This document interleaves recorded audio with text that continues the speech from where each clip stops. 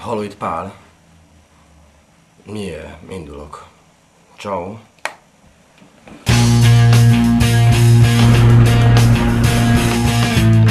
...85-ös Renault Espace, turbo dízel. Én a francia autókat csipem. Előtte egy Renault Clio volt. 280-ért vettem egy pár hónapja, azóta már ráköltöttem egy 100-as simán. A legnagyobb problémája az önindító volt, meg így általában az elektromos rendszer. Kicsit hangos, kicsit lomha, rengeteg probléma van vele folyamatosan. De igazából kárpótol, rengeteg minden, például a kezelés, a tér, a két napfénytető. Igaz, hogy csak egy hangszóró szól, de az mindig. Aztán elektromos ablak.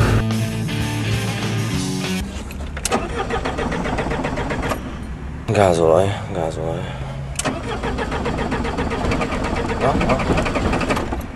Szereljünk gázolajat.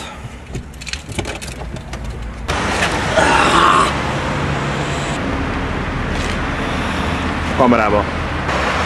Hogy így kell szerezni egy újságot, vagy töltsérem az nincs, és valahogy bele kell tölteni az autóba.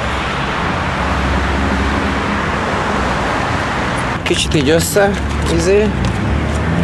bele. Kicsit így szét. Igen. És akkor egyből bele lehet találni a tankba. Hivatásomat tekintve sofőr vagyok. Mindenkinek a sofőrje, aki így az éjszakában közlekedik.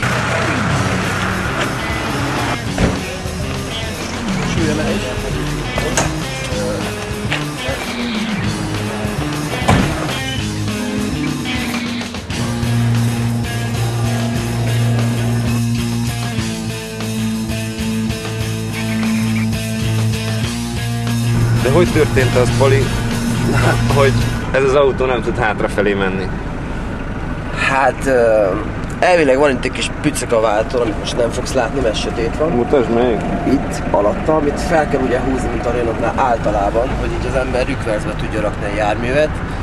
De az így vagy elszakadt, vagy eltűnt, úgyhogy most nincs rükverc. Hogy vetted ezt észre, hogy nincsen hátramenet? Tudod, be akartam rakni, és nem volt ott. Ne viccelj már! Hihetetlen, én is először meglepődtem, aztán így elfogadtam a dolgot, azóta minden harmonikus. Nincs hátramenet, az egy jó arcpolitika. Ugyanazokkal az előnyökkel rendelkezik, mint egy új egyterű. Kicsi leleményesség, egy-két alkalom után már az ember tudja, hova kell nyúlni. Törődést, azt igényel.